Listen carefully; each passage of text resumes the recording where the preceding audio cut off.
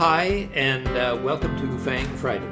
I'm Ross Healy, the Chairman of Strategic Analysis Corporation and a Senior Portfolio Manager at McNichol & Associates Asset Management. Anyway, we're here to talk about the FANGs, and it's been quite a week for that group of stocks because almost all of them have reported their earnings, and I want to talk about those in a moment. First, however, I would like to say how appreciative I am. Over the last couple of months, we have gained a number of YouTube viewers, and as well as that, we have gained some new clients for Strategic Analysis Corporation, and they are already learning how to use our SVA charts. If you'd like to become a client, there'll be more about that later in the show. As always, however, please remember to like this video and subscribe to our YouTube channel so that you can get these videos every Friday. If you are a new viewer to FANG Friday and want to know exactly what I am talking about and how to read and understand our somewhat unusual charts, then go to strategicanalysis.ca and watch our introductory videos. Anyway, for now, let's get on and look at what went on during the week. So the first stock we want to look at is Amazon, and they reported nice earning, at least nice sales gains, all right. But the Jeff Bezos announced that what they're going to do is they're going to use all of their first quarter profits on COVID-19 measures. So a good thing to do, but despite beating the top line by 20%, I don't know that the market exactly knew what to make of that last bit of information. And so what happened is that the market, rather than continuing on upward, has actually kind of pulled right back down to its HB3, where it's been consolidating after the breakout. In fact, today, if you look at the low for the stock, it actually got just a little bit below the HB3 before pulling back up again. I believe it's now 22 or 23.05 at the present time. So kind of just checking to make sure that everything's okay kind of move. Google, Alphabet, they had a good top line, plus 15%. The bottom line was, well, it was up about 37 cents to $9.37. So they didn't exactly set the world on fire. But of course, as you can see with the fair market value line there, you'll see that the analysts have been pulling the estimates for this company down. They are, of course, just heavily dependent on advertising, and it's not surprising in this COVID environment that advertising is at least maybe not drying up, but at least it's falling. Apple, well, hard to know what to say about Apple. Apparently, they beat the consensus sales. They beat the consensus earnings numbers. But after you said that, you haven't said anything at all because sales were essentially flat, and earnings were up just a little bit. The company still looks to me as if it wants to go to its HB2. Which would be 12 times its book value, and then we'll have to see what happens when it get there. Notice the last time there was a considerable uncertainty as to which way the stock was going to go, and it finally resolved by going on the downside. So we want to be watching at HB2 very carefully. Facebook, well, gosh. What can we say? They beat their top line by 10%, and their bottom line was minus 10%. Did that stop the stock? No, it just happily continuing right on up to its MSG price, which is 5.5 times book value. and that was quite strong support a couple of years ago when the stock actually came down there and held for quite a while before letting go. So we'll be interested to see what happens when it gets up to the MSG price, and I assume, given the strength, that it's going to get there. Netflix, well, Netflix reported last week, and about the best that you can say is this stock is struggling at its HB4 price. It actually got up to 440 when it was 440. Now the balance sheet's gone up a little bit, and the stock, I think, actually got as high as 447.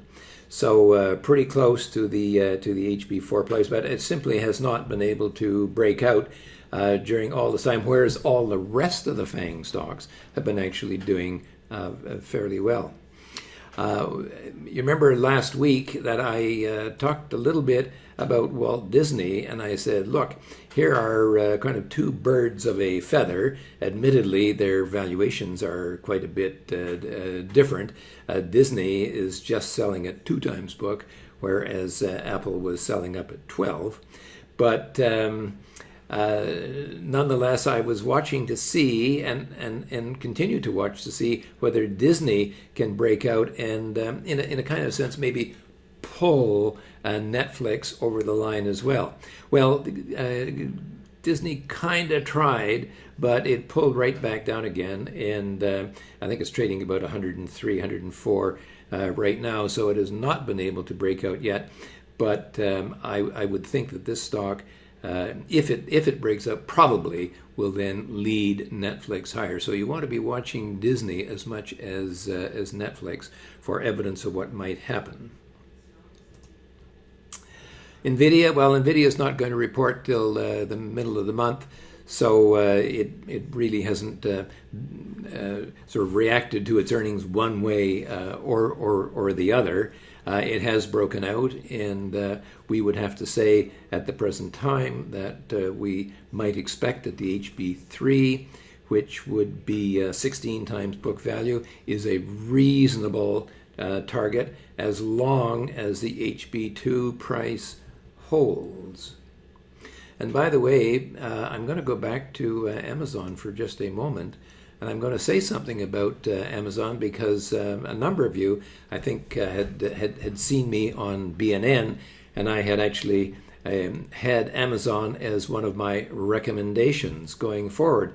And the reason that I did that is because the stock broke out and because it is the COVID-19 stock, as it were. So I will be interested to see that it holds. If it does not hold, okay, I'm not going to stand on my ego and say, well, gosh, you recommended the stock, Ross, so I guess you better tough it out.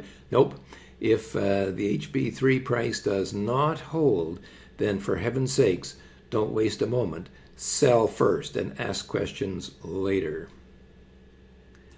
Finally, Microsoft had lovely numbers, actually. They beat the top line by 18% and their bottom line by 23%. So they were both strong numbers for the company, and I am expecting that the stock will try to head back up to its HB2, which is 12 times book value, which it had almost reached before. Remember when we had recommended this stock in the middle of the year, when it finally broke out after months and months and months of refusing to, and it finally got up almost before we got caught in the sort of the COVID bear market. Anyway, a pretty good month, or at least good week, I would say, for all of the FANG stocks. We are of the 6 or 7 of them that we follow, 5 of them would essentially be in a FANG portfolio, and we're watching to see whether or not Netflix can actually break out and join the rest of them. Anyway, that's it for FANG Friday this week. I hope you enjoyed it. If you are just tuning in for the first time and you're interested in taking the next step in your investing journey, as so many actually have over the past few weeks, then send us an email at info@strategicanalysis.ca. Clients get many benefits, including, by the way, access to more than 3,000 charts of North American stocks in Canada and the United States. We also offer daily commentary. We have regular trade ideas. And every Tuesday we have a full-scale webinar on what's going on in the market overall as we see it. Best of all, I will have to say that the service is it isn't exactly free, but to all intents and purposes, it's fully tax deductible. So as they say in Mexico, the last time I was in there, it's practically free. Anyway, May is a new month, and therefore we are offering, as we did last month, a half-price deal for the first 3 FANG Friday subscribers, viewers, who reach out to us by email to info@strategicanalysis.ca. So, if you have been intrigued by what you've seen in the last year, act now. Anyway, for now, this has been Ross Healy, the chairman of Strategic Analysis Corporation and a senior portfolio manager at McNichol & Associates Asset Management, reminding you that nothing is difficult if you have the right tools. Again, as I hope you see every time you tune in. Have a good week. I'll see you next Friday.